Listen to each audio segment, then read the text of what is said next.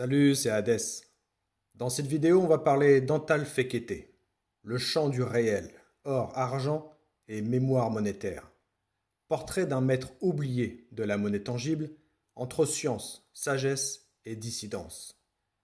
Car dans un monde devenu liquide jusqu'à l'oubli, où l'argent n'est plus que code informatique et la richesse, dette déguisée, une voie a traversé le siècle comme un fil d'or tendu entre le passé et l'avenir, celle d'Antal Endre Fekete. Né en 1932 à Budapest, mathématicien de formation, réfugié après l'insurrection hongroise de 1956, il enseigna plus de 3 décennies au Canada, jusqu'à sa mort à Budapest en 2020.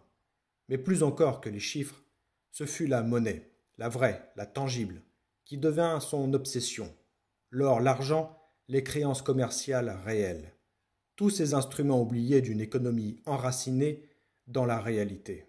Fekete les a ressuscités, contre l'air du temps et malgré les rires condescendants des économistes de salon.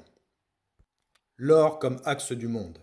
Chez Fekete, l'or n'est pas un actif, il n'est pas un investissement, il est l'ossature monétaire du monde stable. Sa fonction n'est pas de performer, mais de garantir. Confiance, continuité, justice intergénérationnelle. Là où les économistes modernes dissèquent la monnaie en courbes et agrégats, Fekete remonte à la source. Karl Menger, l'école autrichienne, les origines spontanées de la monnaie dans le troc. Il voit dans l'or la conséquence naturelle d'un processus de sélection millénaire. Non une convention, mais une cristallisation de la confiance. Mais il refuse l'image figée d'un retour bête et méchant à un étalon or pur. Il imagine plutôt une restauration vivante du rôle monétaire de l'or. Elle se veut organique, émergente, portée par la nécessité. Pour cela, il exhume un mécanisme oublié, la Real Bills Doctrine, théorisée par Adam Smith, puis appliquée au XIXe siècle. Il s'agit d'un système dans lequel des créances à court terme, adossées à des marchandises réelles en circulation, servent de monnaie temporaire entre commerçants, permettant une liquidité fluide sans inflation, dans une hiérarchie où l'or reste la réserve ultime. L'argent métal, le héros silencieux. Mais là où Antal Fekete devient vraiment singulier, c'est lorsqu'il redonne à l'argent métal la place qu'il mérite et qu'il a perdue. L'argent, pour lui, est la monnaie de la vie quotidienne, celle des foires, des marchés, du pain et du bois.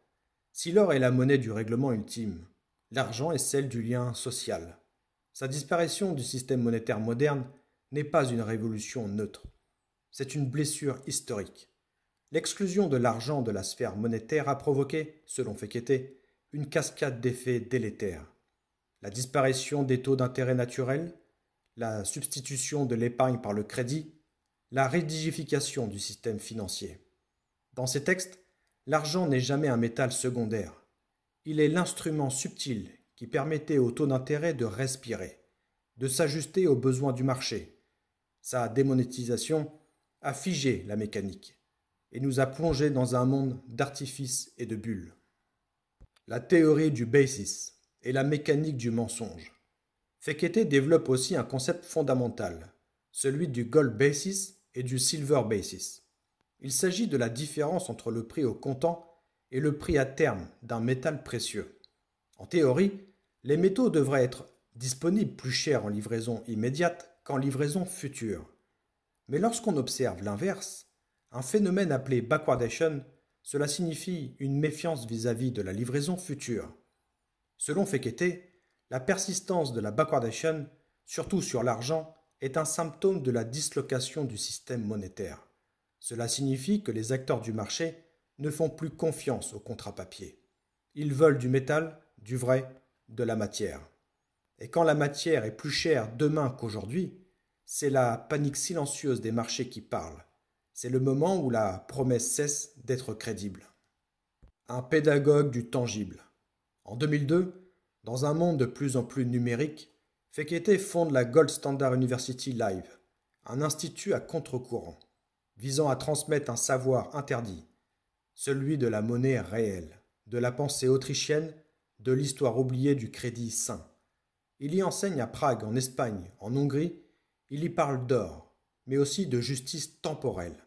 Ce que nous faisons avec notre monnaie aujourd'hui affecte ceux qui viendront après. Dans son esprit, chaque émission monétaire sans base est un vol des générations futures. Un héritage encore vivant. Antal Fekete ne cherchait pas la postérité.